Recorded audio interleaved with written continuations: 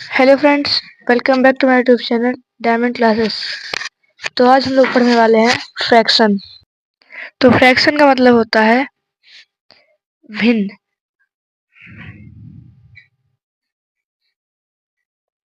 देखिए, फ्रैक्शन का डेफिनेशन पहले हम लोग जानते हैं। The number of the form a upon b, मतलब कोई नंबर का अगर फॉर्म ए बाई बी में है और ए और बी जो नंबर है वो एक नेचुरल नंबर है, फिर कहे तो प्राइम नंबर, इवन नंबर, कोई नंबर है बस। और जो बी है वो कभी जीरो के इक्वल टू नहीं होता है, इसी को हम लोग फ्रैक्शन कहते हैं। जैसे यहाँ पे इन्हें फ्रैक्शन ले लेते हैं ए और बी, तो ए इसको जो ऊपर होता है उसको हम लोग न्यूमरेटर कहते हैं और बी जो नीचे होता है उसको हम लोग डिनोमिनेटर कहते हैं। फॉर एग्जाम्पल, फ्रैक्शन का एग्जाम्पल हम लेते हैं 3/5, 2/5, 5/7, 2/3 etc। अब आगे देखते हैं रेशनल नंबर। रेशनल नंबर एक फ्रैक्शन ही होता है, बस थोड़ा सा क्या होता है, जीरो और नेगेटिव नंबर ऐड हो जाता है। The number of the form a upon b where a and b are integer and b not equal to 0 are का रेशनल नंबर। भाई मतलब ए बाई बी है और b not equal to zero है, मतलब दोनों इंटीजर रहेंगे। तो फॉर एग्जाम्पल ले लिए हम लोग -3/5, 1/2, 0, 5/7, 3/-5 और etc। अब लोग कहेंगे जीरो कैसे हो गया, जीरो के किसी नंबर के हमेशा नीचे 1 होता है। अब वेरियस टाइप ऑफ फ्रैक्शन हम लोग देख लेते हैं। पहला decimal fraction, a fraction whose denominator is 10, 100, 1000, 10,000 ऐसे बढ़ते जाएगा। etc is called decimal fraction. अगर किसी फ्रैक्शन के नीचे 10, 100, 1000, 1000, 10,000 ऐसे है तो उसी को हम लोग डेसिमल फ्रैक्शन कह देते हैं। अब वल्गर फ्रैक्शन क्या है? A fraction whose denominator is a whole number other than 10, 100, 1000 etc is called vulgar fraction.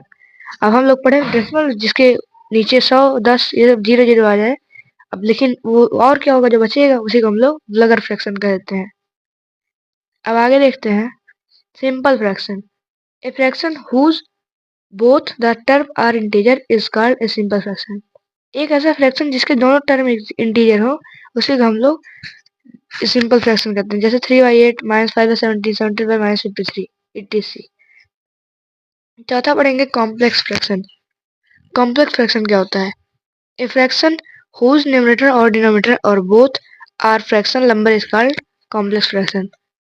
एक ऐसा फ्रैक्शन जिसका न्यूमरेटर और डिनोमिनेटर दोनों फ्रैक्शनल नंबर में हो उसे हम लोग कॉम्प्लेक्स फ्रैक्शन कहते हैं। जैसे 2/3/7, 5/6/11, 3/4/5/8, 2 whole 1/4/3, 3/2 whole 1/4, 2 whole 1/6 by 1 whole 1/8। ये सब है कॉम्प्लेक्स फ्रैक्शन। अब प्रॉपर फ्रैक्शन क्या होता है? A fraction whose numerator is less than denominator is called proper fraction। एक ऐसा फ्रैक्शन जिसका न्यूमरेटर उसके डिनोमिनेटर से कम हो उसी को हम लोग प्रॉपर फ्रैक्शन कहते हैं। जैसे 2/3, 5/8, 7/1, 7/11 है यहाँ पे। अब मान लीजिए अगर 11/7 हो जाता है ये चीज तो इसी को हम लोग इम्प्रॉपर कह देते हैं। आगे देखिए दिया होगा, प्रॉपर हम लोगों ने देखा, आप देखिए improper. A fraction whose numerator is greater than its denominator is called improper fraction। मतलब एक ऐसा फ्रैक्शन जिसका न्यूमरेटर उसके डिनोमिनेटर से बड़ा उसको हम लोग इम्प्रॉपर फ्रैक्शन कहते हैं। जैसे 7/5, 9/2, 18/7, 25/11 etc। अब मिक्स फ्रैक्शन क्या होता है? A fraction which is expressed as a combination of an integer and a proper fraction is called mixed fraction। एक ऐसा फ्रैक्शन जो कि एक्सप्रेस किया जाए कॉम्बिनेशन ऑफ इंटीजर और प्रॉपर फ्रैक्शन को उसी को हम लोग मिक्स फ्रैक्शन कहते हैं। एग्जाम्पल के तौर पे 3/3 whole 4/5 equal to 3 plus 4/5। 3 is an integer and 4/5 is a proper fraction। 8 क्या है? like fraction। fraction having the same denominator but different numerator are called like fraction। Fraction ऐसा हो जिसका डिनोमिनेटर सेम हो लेकिन न्यूमरेटर अलग अलग हो उसको हम लोग लाइक फ्रैक्शन कहते हैं। जैसे देखिए, इसका डिनोमिनेटर सभी का सेम है लेकिन न्यूमरेटर इसका सेम नहीं है। अब अनलाइक क्या है? इसी का उल्टा हो जाता होगा। Fraction having different denominator are called unlike fraction. Fraction ऐसा हो जिसका डिनोमिनेटर सभी का अलग अलग हो उसी को हम लोग अनलाइक फ्रैक्शन कह देते हैं। अब आगे देखते हैं इक्विवेलेंट इक्वल फ्रैक्शन। इक्विवेलेंट का अर्थ है equal. Fraction having the same value are called equivalent fraction. मतलब एक ऐसा फ्रैक्शन जिसका सेम वैल्यू हो उसी को हम लोग इक्विवेलेंट फ्रैक्शन कह देते हैं। जैसे हम लोग एग्जांपल लेते हैं 6/12। अब इसका इक्विवेलेंट फ्रैक्शन क्या होगा? देखिए इसका फैक्टर 2 आएगा, इसका फैक्टर ऐसा फैक्टर लेंगे जो दोनों को डिवाइड कर सके। तो 2 3 जा 6 है और 2 4 जा 12 है। इसको करेंगे तो 2 3 जा ये हो जाएगा 2 4 जा। तो देखिए ये आ रहा है इसका इक्वल टू। अब यही चीज हम लोग कर देंगे इसके अगले नंबर की, इसका 1 प्लस और नीचे भी 1 प्लस, मतलब जो ऊपर प्लस होगा वही नीचे प्लस होगा। 2 इंटू 4/2 इंटू 5, जो 2 4 जा 8, 5 2 जा 10, 8/10 हो जाएगा इसका इक्विवेलेंट फ्रैक्शन। अब आगे देखते हैं, इसका एग्जांपल देख लीजिए। If the numerator and denominator of a fraction are multiplied or divided by the same non-zero number, then its value remains unchanged. अगर कोई फ्रैक्शन जीरो से डिवाइड या मल्टीप्लाई होता है उसका वैल्यू हमेशा अनचेंज कभी नहीं होगा, वही सेम रहेगा। अब irreducible fraction simplest form of fraction. Irreducible मतलब होता है जो सबसे छोटा फ्रैक्शन हो उसे को हम लोग इररिड्यूसिबल फ्रैक्शन कहते हैं। A fraction p by q is called to be reducible in the simplest form if HCF of p and q is 1। तो उसी को हम लोग सिंपलेस्ट फ्रैक्शन कहते हैं। जैसे देखिए 4/7, 8/11, 2/3 etc। अब आगे देखिए इसका एक पॉइंट ध्यान रखना है। If HCF of p and q is other than 1, then pq is called to be reducible because वो reducible में नहीं है। जैसे देखिए यहाँ पे 4/6, अभी और सिंप्लीफाई हो सकता है। 8/24, 5/15, 17/119। 4/6 को देखिए 2 से भी सिंप्लीफाई हो, 2 2 जा 4, 2 से 6। देखिए अब 2/3, ये इसका इररेड्यूसिबल फ्रैक्शन का सिंपलेस्ट फॉर्म है। तो अब देखिए unit fraction. A fraction whose numerator is 1 is called a unit fraction. एक ऐसा फ्रैक्शन जिसका न्यूमरेटर 1 हो उसी को हम लोग यूनिट फ्रैक्शन कह देते हैं।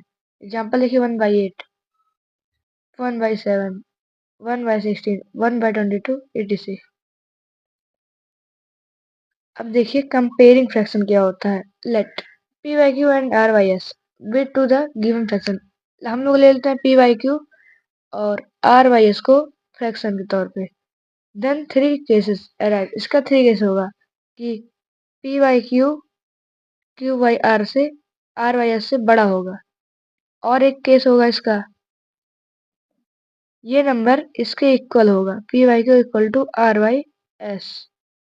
एक और केस होगा इसका, P Y Q smaller than R Y S. इसको देखिए बाई क्रॉस मल्टीप्लिकेशन ये आ जाएगा, P S greater than Q R. इसको करेंगे P S equal to R Q. इसको करेंगे P S equal smaller than Q R. ये सब क्रॉस मल्टीप्लिकेशन होते हैं, तो इसको हम लोग कंपेयरिंग फ्रैक्शन कह देते हैं, मतलब मल्टीप्लाई में। तो इस तरह से हम लोग फ्रैक्शन के इंट्रोडक्शन चैप्टर को पढ़ लेंगे। अब हम लोग इसके एक और एग्जांपल, जिसके नंबर को हम लोग को मिक्स फ्रैक्शन लिखना है। जैसे देखिए एग्जांपल के तौर पे 7/4 को, तो इसको हम लोग मिक्स फ्रैक्शन में कैसे लिखेंगे। तो देखिए जो 4 है उसको हम लोग डिवाइड करेंगे 7 से। 4 1 जा 4 जाएगा, ये बचेगा रिमाइंडर इसका 3। तो जो रिमाइंडर बचा है उसी को हम लोग रुकेंगे। और देखिए 4 3 और 1 का इसमें सारा खेल है। ये 1 जो कोसेंट आएगा इसको हम लोग पहले लेंगे और रिमाइंडर को ऊपर और उसके नीचे डिवाइजर। तो ये हो जाता है, इसको हम लोग मिक्स फ्रैक्शन लिख लेते हैं। एक और एग्जांपल ले लेते हैं हम लोग, जैसे 57/13 करके देखेंगे। 57/13, तो 13 4 जा 52, बचेगा इसमें 5। अब कैसे लिखना हम लोग सीखा, पहले कोसेंट फिर रिमाइंडर फिर नंबर जो है। तो 4 होल, इसको हम लोग रीड करते हैं इसे 4 होल 5/13, इसको हम लोग इस तरह से रीड करते हैं। तो इस वीडियो में इतना ही। अब मिलते हैं अगली वीडियो में। हम लोग अगली वीडियो में कुछ एग्जाम्पल सॉल्व करेंगे। तो इस वीडियो में इतना ही, मिलते हैं अगली वीडियो में। अगर आपको मेरा वीडियो पसंद आया हो तो मेरे इस वीडियो को लाइक शेयर कमेंट जरूर कीजिएगा और साथ से सब्सक्राइब भी कर लीजिएगा ऐसी और वीडियोस के लिए। अब मिलते हैं अगली वीडियो में, तब तक के लिए धन्यवाद।